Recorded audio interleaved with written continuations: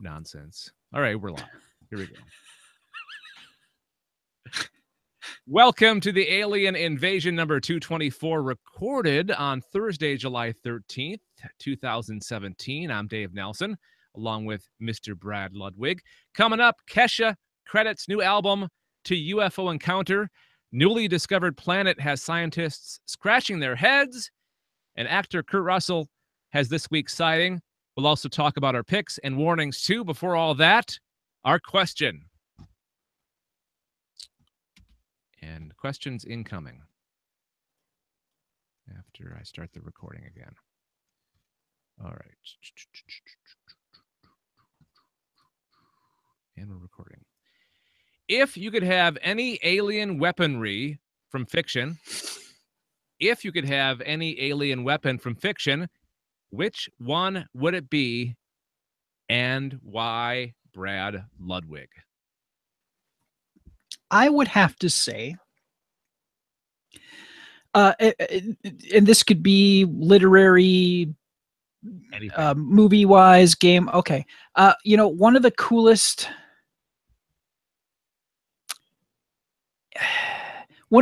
things I can think of, which can be used as a weapon, but has other applications, is the portal gun from the Portal game series. Okay, why don't you explain for the uninitiated what all the things that it does? The portal gun allows you to create an open, like an entry portal and an exit portal, and that could be anywhere. Yeah. And with it, you can go to different places, and basically you just walk through one side and you come out the other. So you could use it in a fashion where you could drop a portal under an enemy's feet and then have them shoot them out somewhere else, or you could use it for say you need to get up on your roof and you don't have a ladder or something ridiculous like that. Not just as a weapon, it can be used for both defensive and offensive. Correct. Okay. And it's non-lethal.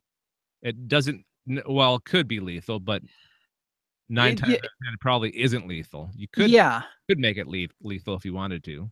It's completely up to the user of the portal gun as to what you choose to do with it. So yes, it could be used to harm others, or you could use it as a tool to get to places you wouldn't normally get to. All right. I'm trying to think of the ultimate. I'm trying to think of a alien weapon for my pick here, my answer. I'm going to go just basic.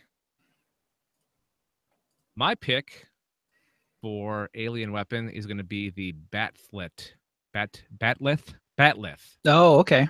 The Klingon sword / whatever else it could be compared to, because it's not really a sword. It's kind of like a cleaver, sort of. I don't know. it's you don't use it with like you wouldn't. Okay, back the bus up. Let me try to focus here and explain what a batlet. I'm saying it wrong again. Batleth is. I'm trying to remember how it is, what it looks like. It's a curved bladed weapon. Hang on. And you hold it. There's like a where you hold it in. Here's what I'm going to do. I'm going to help me, Brad. You're my only hope. I am going to help a brother out. And oh gosh darn it. Now my screen share doesn't want to. Hang on. I was on your screen for a second. You were, and I'm okay. That helps. There we go. Okay. So here we are. It is a curved weapon that has basically 3 handles. So think of a crescent moon, and on what is it? On Concave, the convex convex. side of the weapon, the crescent moon, the back of the moon, as it were, has 3 spots that have places for you to put your hands, and they are wrapped in leather. So there are 3 basically handholds on the quote unquote back of the weapon. On the inside of the crescent, that is this weapon, there are sharp pointed ends at the tips of the crescent. And then on the inside, there's like almost an interior smaller crescent that has pointed ends. And the entire inside of that is it's beveled like a sword. So it is sharp throughout, and there are 4 points to the weapon. Does So that make sense? there's multiple ways to hold it, and there's multiple ways for it to be used. Yes. See, that's why I picked it. It's a multi-purpose, just kind of like your portal thing. Yes. There are multiple ways in which you can go about using it, sure.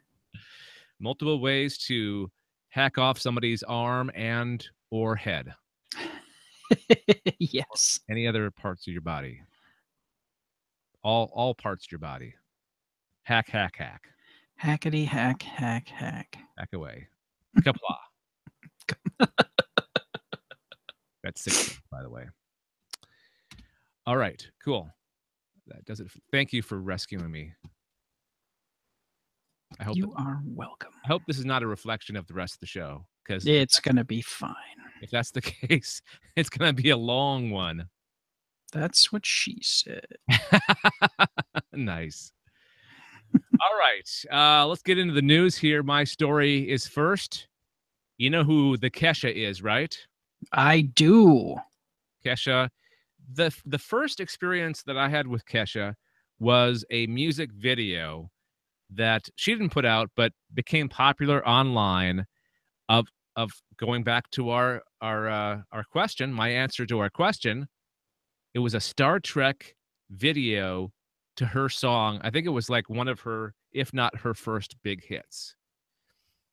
And it's the one where she goes, I'm not coming back. Don't stop. I can't think of the title.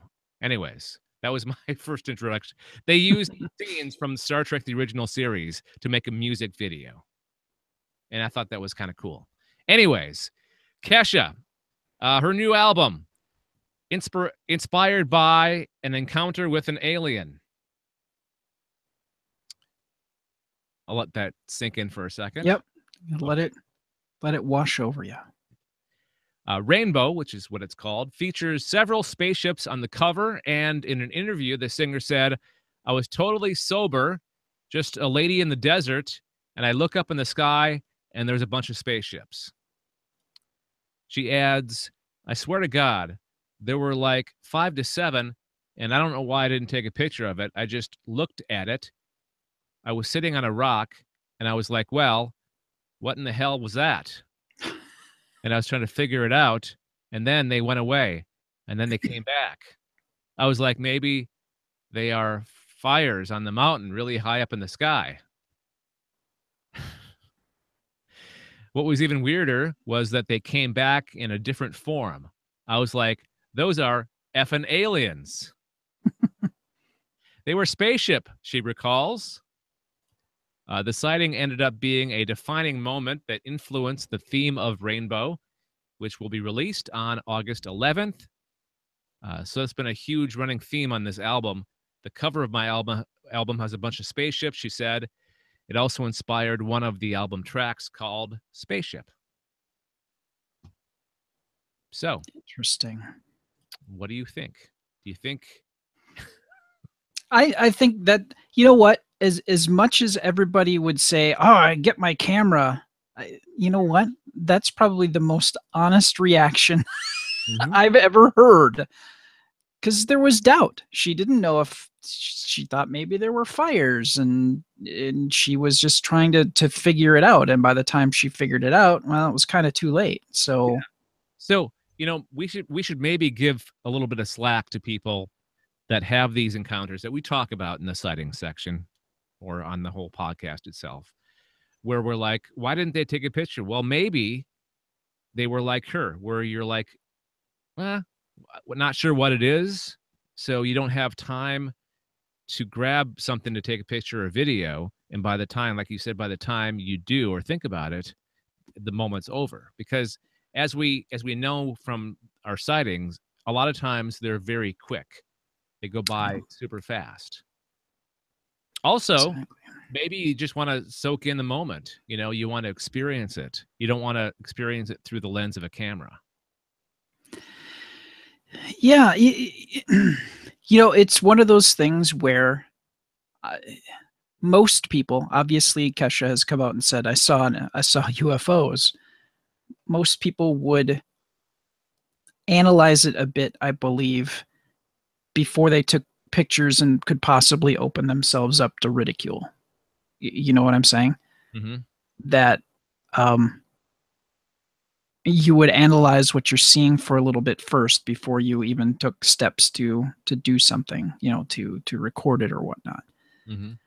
So, yeah, I think I wouldn't deride her or criticize her for not taking pictures of it, but I think that her reaction is just sounds really honest. It sounds like most things that Kesha says. She says things very earnestly, and there don't seem to be filters. So I kind of buy what she has to say here.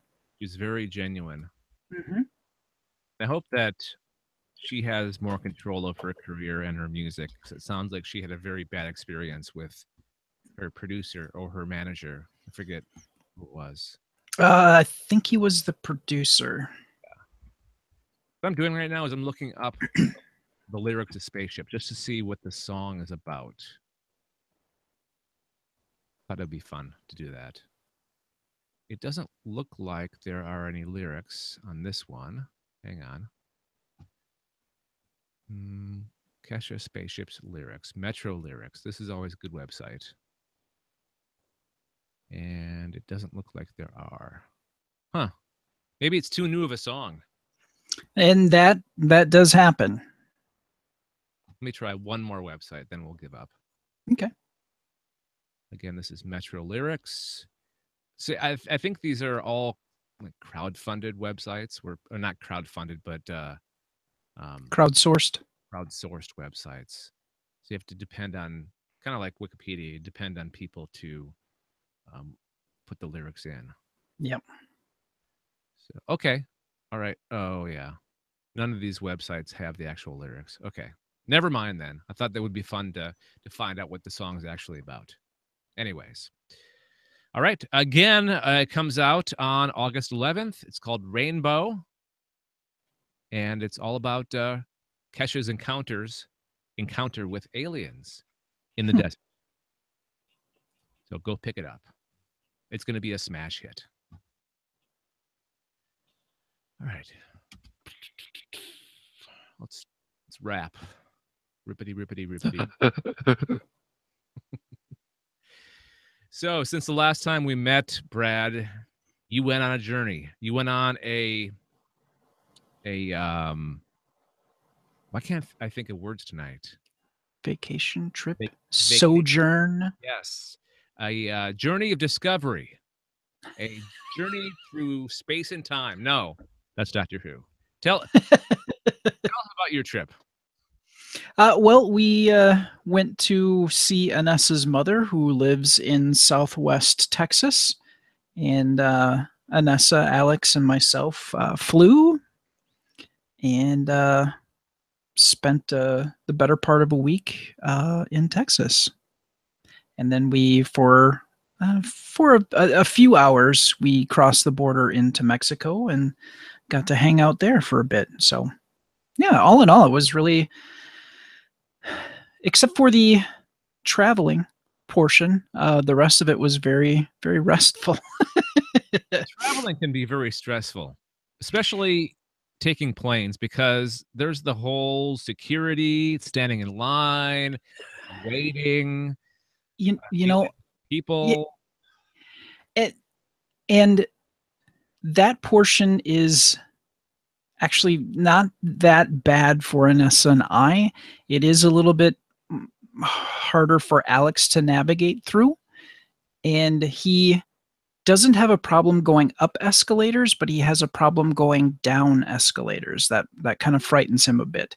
So when we were in Atlanta, we had to go down a 2-story escalator to get to the monorail, and Anessa went ahead of Alex and myself, and Alex kind of faked me out. And then I was on the down escalator, and there was no up escalator in this particular area.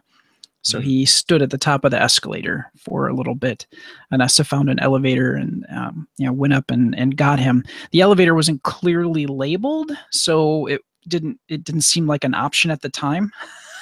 So that portion was a bit stressful, but other than that, we had a pretty good time.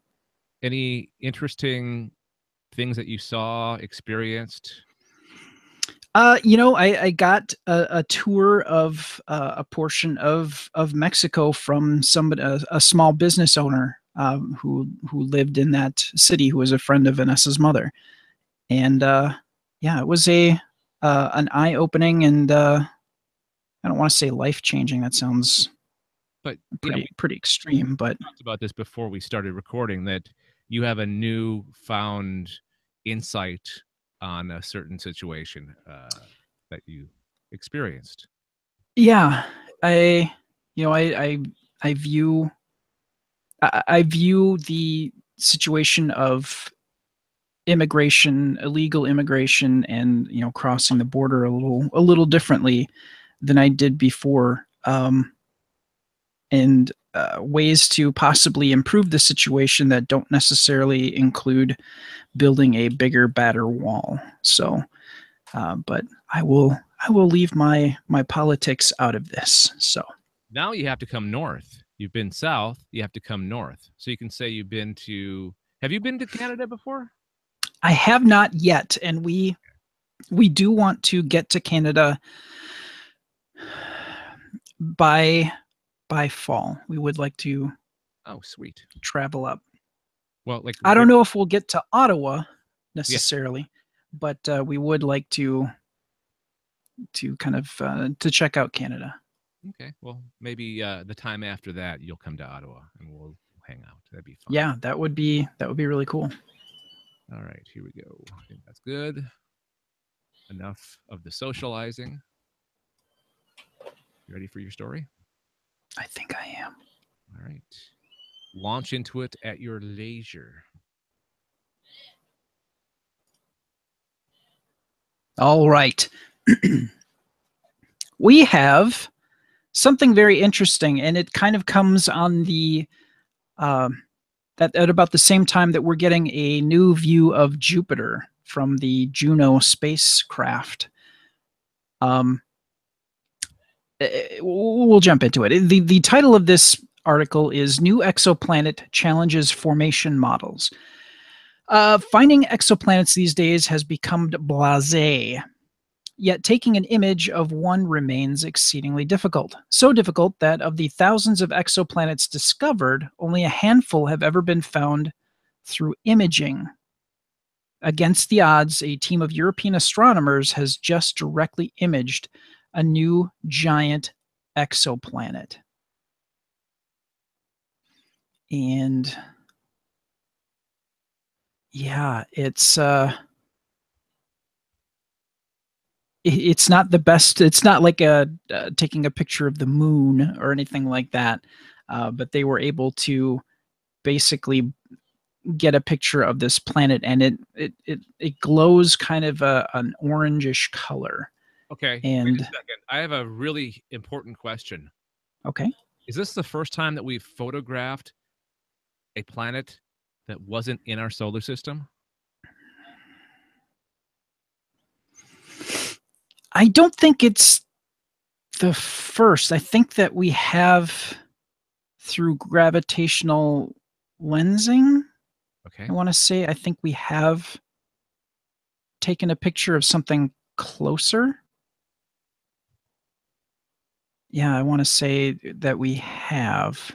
This is directly imaged. which means they're using like telescopes. Yeah. How close is this one? That is a good question. Let me jump out of screen share here. And let's see. Well, it is the size of Jupiter, and it's it's about 2,420 degrees Fahrenheit, or 1,326 Celsius. What? And it's found at 92 AU. That's astronomical units, if I recall correctly, from its star, putting it about 3 times the distance of Neptune from the sun. Okay. So if you go Neptune and back 3 times, Wow. that's how far away it is from its sun. Holy crap. But how far away is it from us? Like, Let's see. I'm trying to find, I trimmed some stuff out of the story, and let me trim that part? I'm gonna I feel bad. Yeah, I'm scanning it too. I don't see it yet. Yeah, I don't see. Yeah, it doesn't say. Okay. Well, it's pretty cool that they're actually able to image it. Yeah. That seems like a newer thing. Like, I think they've always just used, what do you call it? A telescope to see. No. The wobble of the star to figure out that their planet's there. They're actually directly looking at it. Oh, yeah. Telescope. Yep. Yeah, like the article says, there's been a handful that have been found through direct imaging. I don't know why I didn't think that was a thing yet. Huh. Okay. Yeah, here. The planet is called HIP 65426b. Just rolls off your tongue, doesn't it? Oh boy. And unlike other young imaged exoplanets, it was not observed to have an accompanying debris disk, the dusty ring around a star made up of leftovers from a planet's formation. The planet is about 14 million years old, so it's pretty young. And the star for it, you would expect to have a visible disk, but it doesn't seem to. Let's see. And it's a fast spinning system, so it's rotating 12 times faster than the sun and may have ejected any remaining material that would have otherwise created the debris disk. Just flying, it just flies off. It's going so fast. Just whee! Yeah. Now, they're saying that the combination of a relatively low mass of the exoplanet and its wide orbit is what defies its the formation theories that they've had. It doesn't quite make sense. Let's see. Any major insights into the planetary atmosphere will have to wait until we get improved instruments into space, like NASA's upcoming James Webb Space Telescope, the 6.5-meter successor to the Hubble. And it will have instruments capable of probing the planet's atmosphere in greater detail.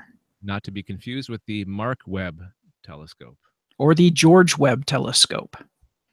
Love me some George Webb. Wasn't Mark Webb the director of The Amazing Spider-Man 2? 1 and 2? Perhaps? I'm derailing the show. Go ahead. No, never mind. Disregard what I just said. Continue. Carry on.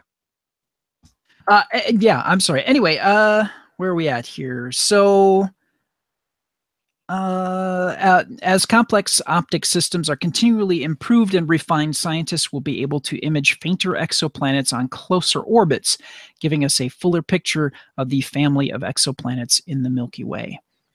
So this has really got them scratching their heads. This planet, it seems to be gaseous because they talk about it having a very light mass, a very low mass, and it's spinning so fast that any debris that would have been created or pulled in during the formation of the solar system has not accumulated around the planet. It has just been spun off. So it is unusual, and hopefully when the James Webb Telescope gets out there, they'll be able to get some more data on it and come up with some answers. I want the resolution so good that we're able to see aliens on the planet. Not this one, because this one's a gaseous planet, but on a rocky planet. I want the telescopes to be so good that we see the aliens giving us the finger. That would be awesome.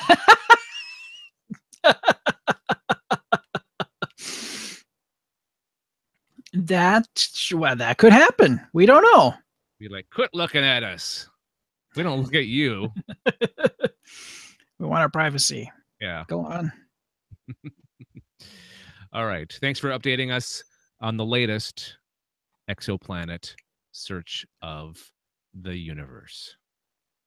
Or something like that. I need a catchier name for that. We need an intro. We need some kind of because this is a recurring feature, a recurring type of story that we cover on the alien invasion. We need some kind of theme music and intro for these type of stories. I think you're right. Mm-hmm. We'll work on that. Somebody will work on it. I'm too busy. So somebody get on that, and we'll add it to the show. Okay. All right. That's good. That's all we need. Wow. I'm just not doing. This is what I get for doing mornings. This is why we're not recording next week. I'm all thrown off. And we haven't done it for a little bit too, so I get a little rusty. All right, let's move on to sightings. These are objects, lights, and other unexplained phenomenon that people have seen in the sky, on the ground, that they think may or may not be an alien craft. And this week's comes from a very famous person in regards to a very famous incident. I thought this was very interesting. We usually do the MUFON reports, but I got something pulled from the news this week. What? Yeah.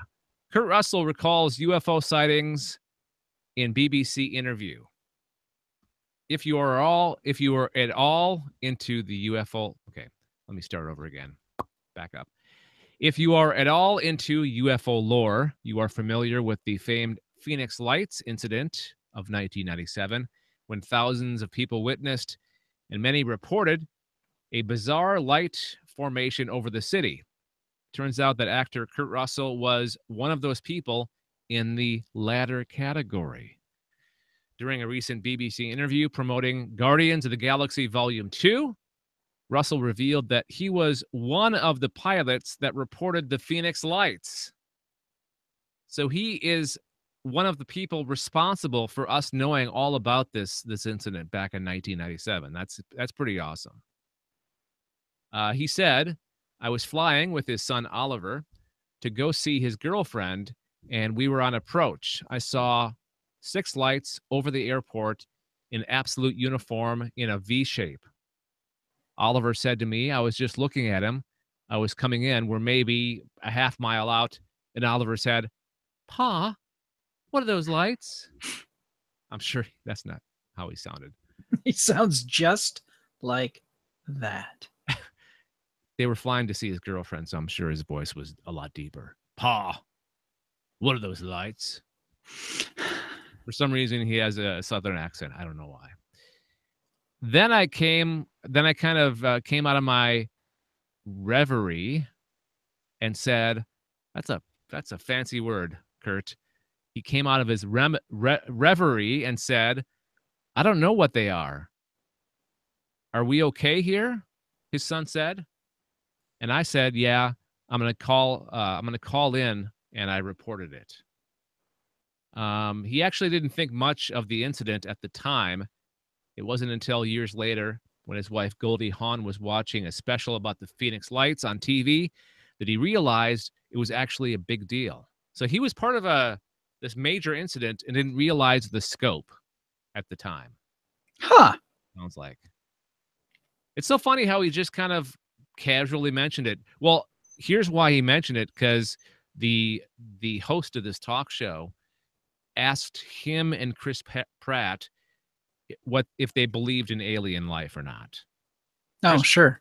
Chris Pratt said no, and then Kurt launched into this whole story about seeing the formation of lights over Phoenix in 1997. So that was kind of interesting. I would like to see, like to have seen and or heard Chris Pratt's reaction to that admission. Yeah, I'm sure he gave that wide-eyed look that he does when he gets. What? Yeah. You know, I'd like to see them or somebody put together a documentary, because this kind of relates to my Kesha story in a way. Another celebrity talking about some kind of alien encounter or UFO sighting. I'd like to see somebody put together a documentary of famous people and their sightings, because there's been a few. Because we can go back to talking about the guy from Travis from Blink. Is it Travis from Blink 182 or one of the other guys? I think it's Travis. Yeah. He's really big into aliens. He's had a few encounters supposedly. You have your Jimmy Carter. He said that he saw a UFO from the roof of the White House, I think. Or no, was that No, that was when he was in Georgia, I believe. that was I thought. Willie Nelson who saw that. No, Willie Nelson was smoking pot on the roof of the White House, I believe. And if you're Willie Nelson, why wouldn't you? Yeah, exactly. But my point is, it would be cool to see this in a documentary form. All the singers, celebrities, famous people, politicians who have encountered or had a sighting of some kind. That'd be a neat deal. All right, there we go. Oh, you know what? There's that movie that came out recently about the Phoenix Lights. Should watch that for a pick. I think I saw it on Netflix that it's available. So maybe I'll watch that next time. If I was smart, I would have connected all of it. I would have connected this to the Kesha thing, and then my sighting to, or my pick and warning to the sighting. If I was smart. Well, we still love you, Dave. Thanks. All right. I'm just rambling, man. I'm like, I stop and then I continue. I think of something else to say, then I stop. Weird. Okay. It's all right. It's all right. All right. All right. All right. All right. All right. All right. All right. Let's do the partner read real quick. If you would like to get an extra podcast from time to time on a pretty recurring regular basis, like a rundown of new comic books hitting shelves, please consider becoming a partner with the Alien Invasion. Go to gncasts.com/support. That's gncasts.com/support and click on the Patreon link and just make a monthly pledge on our Partner Plus tier. You'll get that Gregor is doing the poll list that he was doing for our podcast Galactic Radio, but he's doing it for our Patreon members, for our partners. So if you want in on that, become a Partner Plus and you'll get that. Plus, there's more audio content coming soon. Mark is going to be doing his movie reviews, and Peter is going to be doing an expanded app review show. It's all nice. Bonus extra content that you can only get by being a partner with us. So again, go to gncasts.com/support. We're going to make probably every month an episode available to anybody, just as kind of a sample of what we're offering. So if you're not quite sure, then make sure that you subscribe to the master feed, the mega feed, and you'll get that from time to time. And then if you like it, you can become a partner and get that on a regular basis. We have different rewards on our other levels as well, like getting your name mentioned on our podcasts or having a month of messages read as a Partner Pro. We consider that our sponsor level. So one more time, become a partner with us by going to gncasts.com/support. And we thank you. And Dave, it's called The mega feed. Sorry. Next time I'll say it like that. Okay.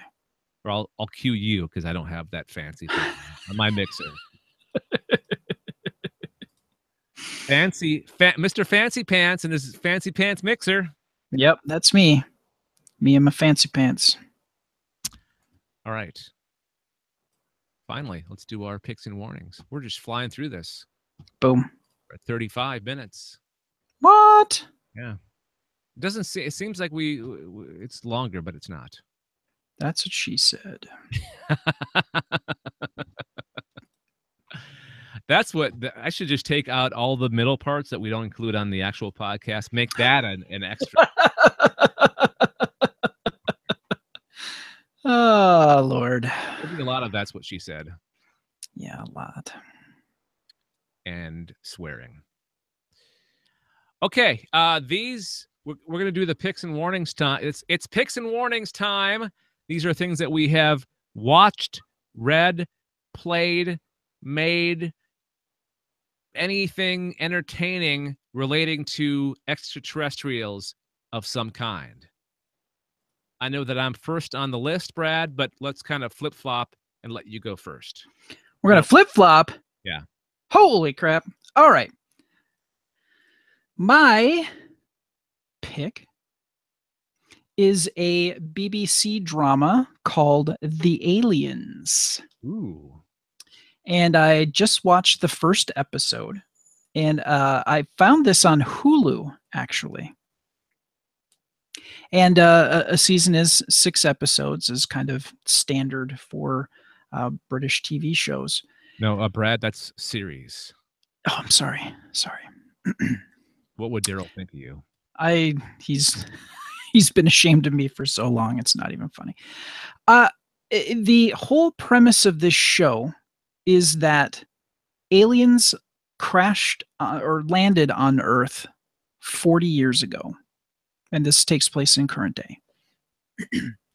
And there is basically a border patrol, and much like crossing the border to maybe Canada or Mexico, you have to go through a checkpoint. And these aliens look exactly like humans. Oh, I've seen this show. I saw episode or the first series. Okay. And the show kind of revolves around one particular character who is a border guard, and he is a well-intentioned individual who is very racist, speciesist, whatever you want to call it, against the aliens. And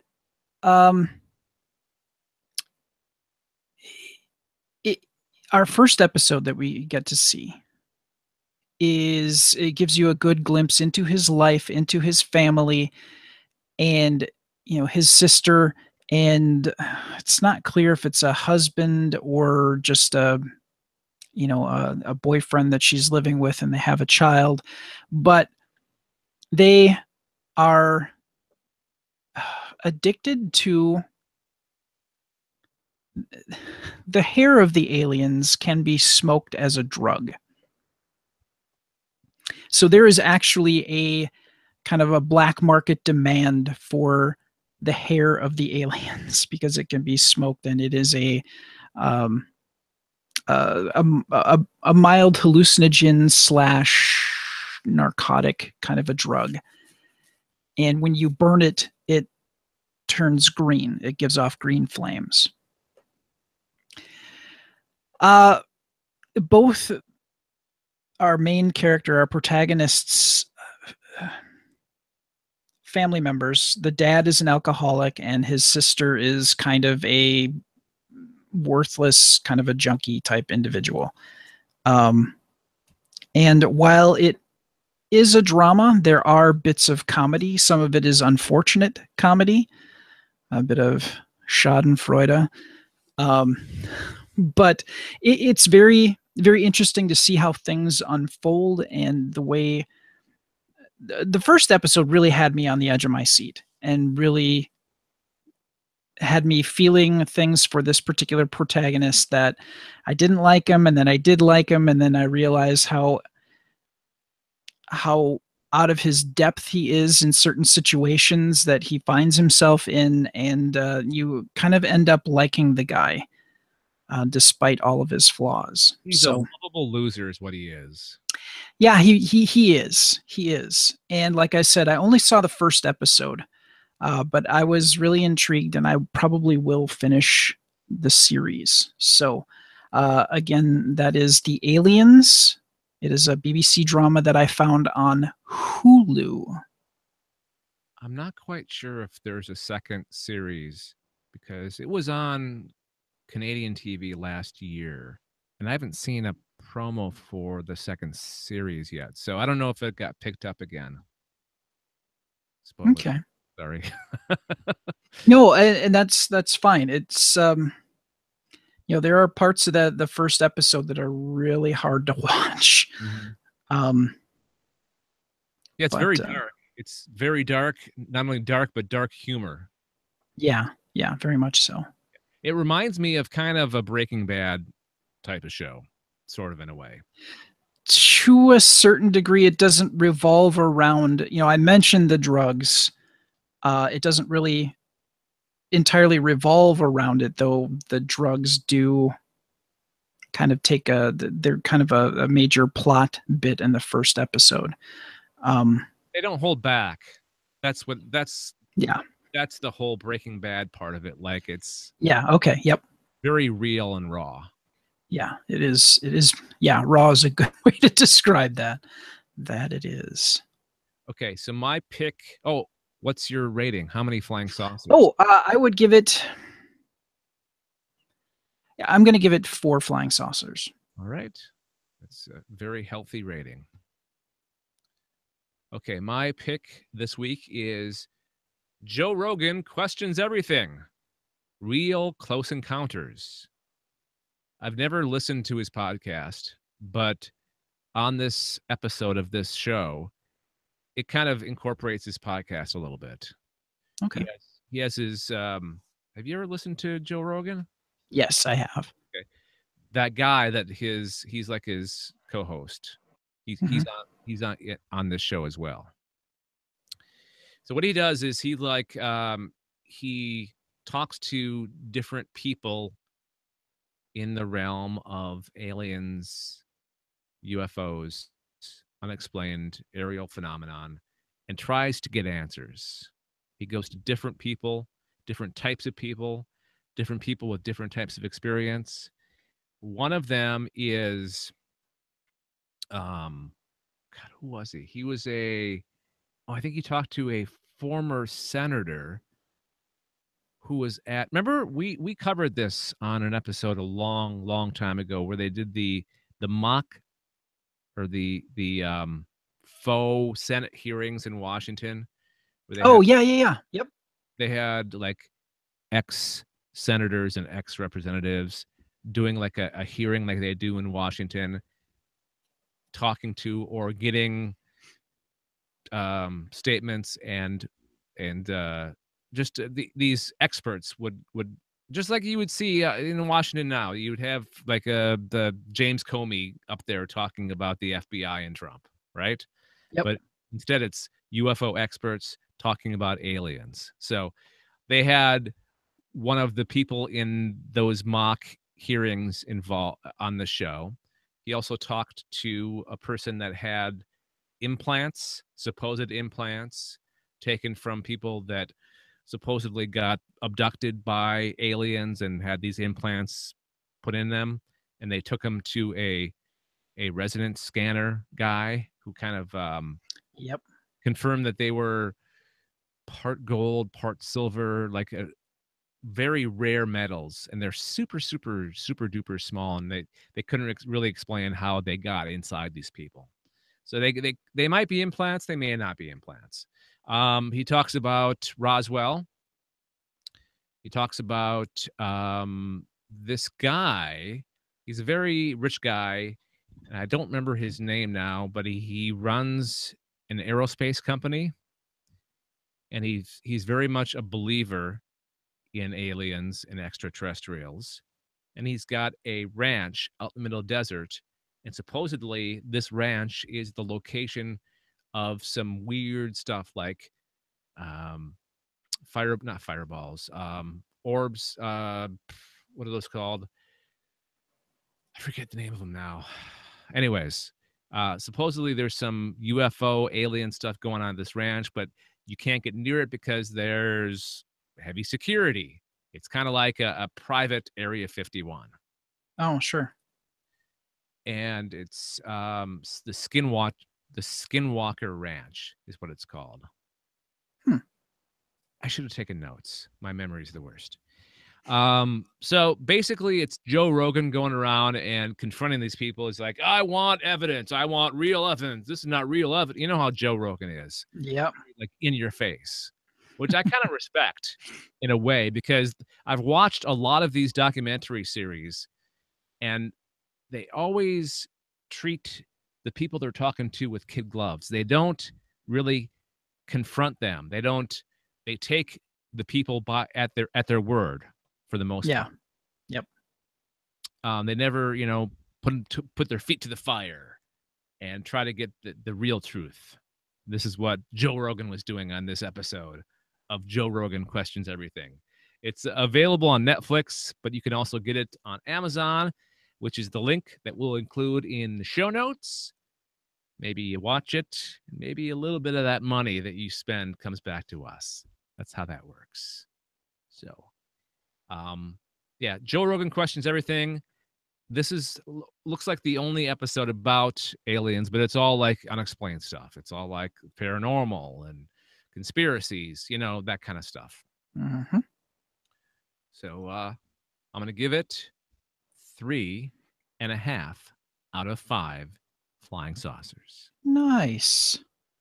So in review, we had Brad's The Aliens, the BBC drama, episode 1, and Joe Rogan Questions Everything, Real Close Encounters. And again, like I said, we'll have the links in the show notes, and you can experience these for yourself. Enjoy.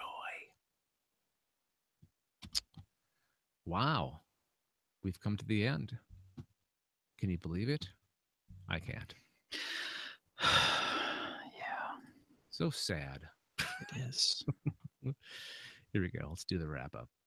So that's going to do it for this episode of The Alien Invasion, a Galactic Network podcast. If you'd like to read more about the stories that we covered on this episode, click the links in the show notes. We'd like to thank a number of people, including Monkey Warhol, for giving us our intro music, a song called Alien Syndrome.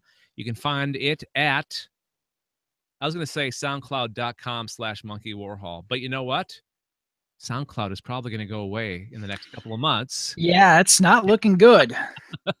So I'll direct you to his website, which is monkeywarhol.bandcamp.com. That's monkeywarhol.bandcamp.com. Also to Retward von Dernberg, a composer from Germany, for our closing song called Be Water.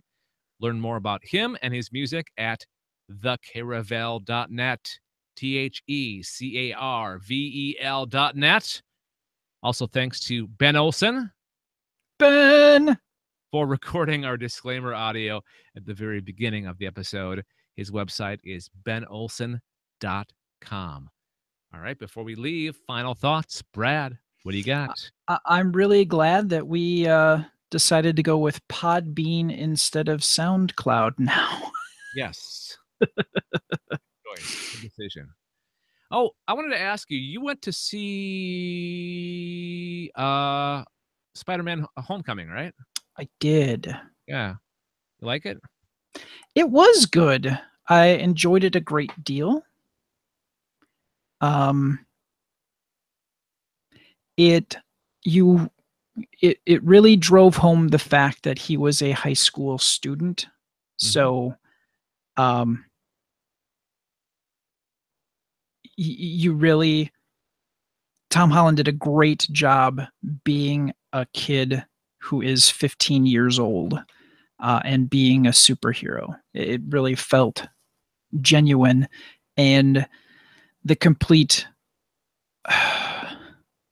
he's just completely awestruck that he worked with the Avengers and he has some ties to Tony Stark, and it's a lot to digest, and he treated that kind of headspace that you would think that a 15-year-old would be in, I think really, really well. So it was a very enjoyable movie, and I would highly recommend it. And stay through all of the credits, Yeah, that's all of them.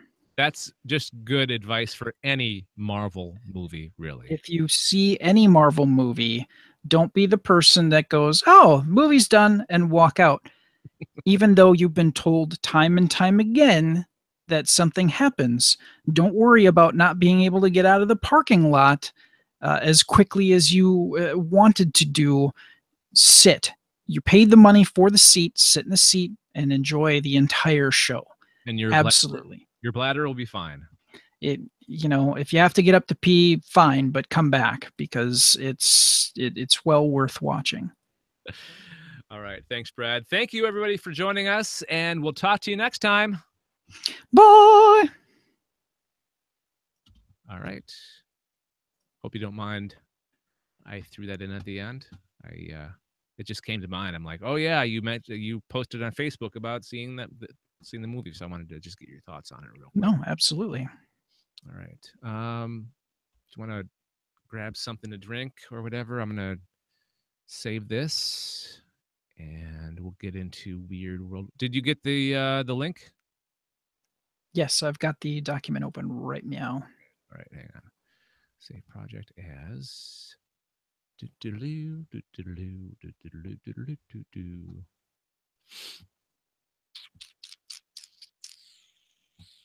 right. Alien Invasion number 224. I'm going to produce and post episode number 223 tomorrow. I hate being behind like that. Bothers me. All right. Close project. Excellent. All right. Let's just launch into it then. I don't see any reason to. Oh, I should stop the hangout here. Thanks, guys, for watching. Thank you. Actually, let's keep it on. Let's give them a little extra something. A little something. Yeah, a little something. We'll keep it live, guys. Thanks. All right, let me open my document, because I don't have my document open. Little Weird World Weekly action coming your way. Whoop. Stand by. Weird World Weekly number 95. Almost to 100. All right. Listen as Dave totally botches the pronunciation of this. All right, our theme this week on Weird World Weekly is cursed locations, and I found a doozy, Brad. Did you? Yeah. Do you like taking trips? Do you like taking a little time off by the lake? Maybe dip your feet in there, go for a swim, maybe borrow somebody's boat. Do you like that kind of stuff? Yeah, I do enjoy it. Okay. Then maybe put Lake Ronkonkoma on your list. You want to write that down? Lake? Lake, R-O-N. R-O-N. Okay, R-O-N-K-O-N-K-O-N-A. Okay, got it. In Long Island, so maybe put that on your list of places to go. That is, if you want to die. Oh, well, now I'm not so sure I want to go. All right, so Lake Ronkonkoma is Long Island's largest freshwater lake and a popular summer destination. And according to legend, it's also cursed. Men, beware. This body of water is said to be the home of a vengeful spirit that claims one male life per year. Dum, dum, dum. What? What? Yeah. All right. So supposedly, Ron Concoma. I'm I'm sure that I'm not pronouncing that correctly. So anybody from Long Island or Rhode Island, what island?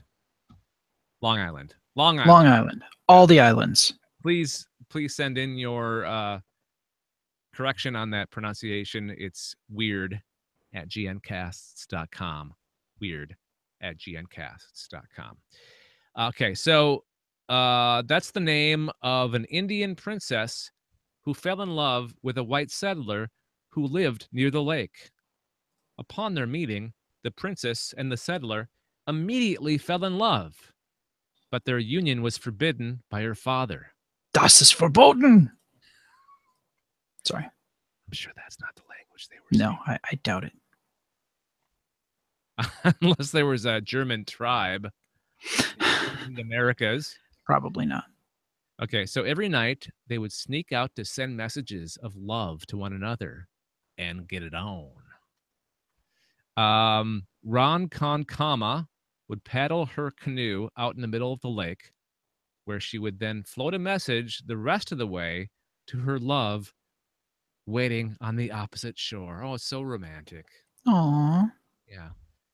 This continued for years until one day the princess was unable to deal with this arrangement and snapped. Oof. She sent a final farewell to her lover. He received it on the shore, and minutes later, the canoe washed up in front of him as well. Inside was the princess's body. Oof. She had committed suicide in the middle of the lake. Uh, He too committed suicide out of anguish over the death of his one true love. That's a tragic story. But wait, there's more. there's more. Yes. Hold on to your seat. Here we go. Since that day, Ron Concama has haunted the lake, becoming known to many as the Lady of the Lake. Wasn't that the title of a movie by Sixth Sense guy? Yes, the lady in the water. Lady in the Water. Okay. All right. I knew it sounded familiar. It was similar or something. Angered because she wasn't allowed to love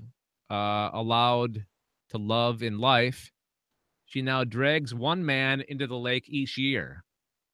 People say that at least one person has drowned each year in Lake Ronkonkoma in the past 200 years. 200 victims total. That's a lot of victims. The large majority of them are male. Many others have reported being drawn by some unseen force out to the center of the lake. Maybe the spot where she committed suicide. Hmm? Eh?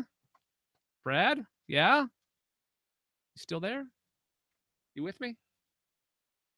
I think he's gone. Oh, he's gone. Uh-oh.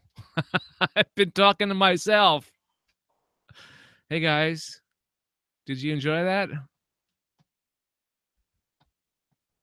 You can't tell because I'm reading one screen, so I'm not looking on the screen where the hangout is taking place.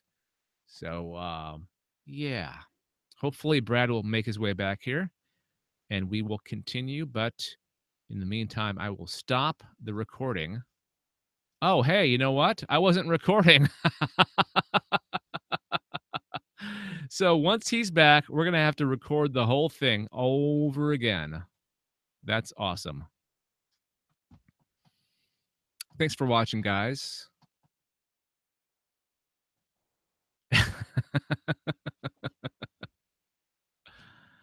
Thanks, Growly Bear. Thanks for hanging in there.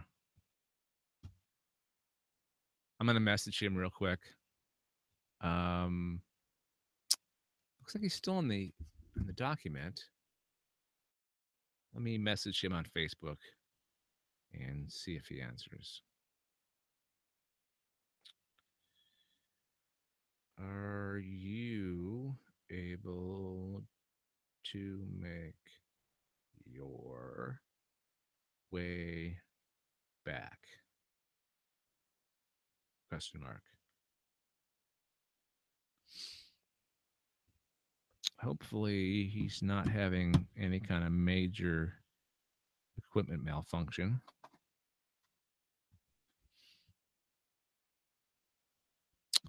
But if he is, we'll deal with that.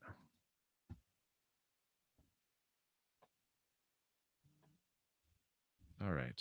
Looks like he's checking in. Yep, he's going to make his way back. All right. Sweet.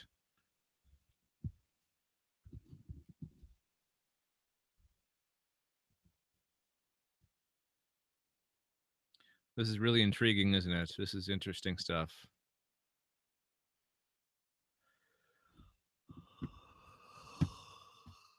Excuse me. Sorry, I did mornings this morning on the radio, so I'm a little tired. I had a nap this afternoon, but it just doesn't cut it. Still tired. I hope that he's not going to be mad that we're going to have to record that whole thing again. I'm mad, but I'm not too mad, I guess.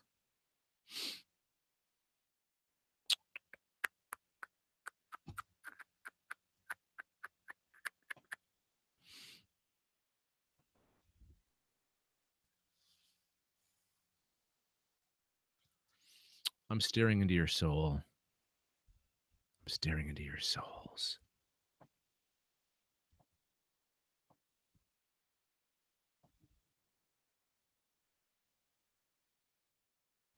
I'm going to curse you for watching to stay within the theme of the show. All right. I'm going to stop the actual broadcast, but thanks for watching, guys. We're going to be recording in 2 weeks. It's the summer. Our schedule is crazy. So in 2 weeks, we'll be recording another episode of Alien Invasion and Weird World Weekly. So till next time, we'll talk to you guys later. Bye.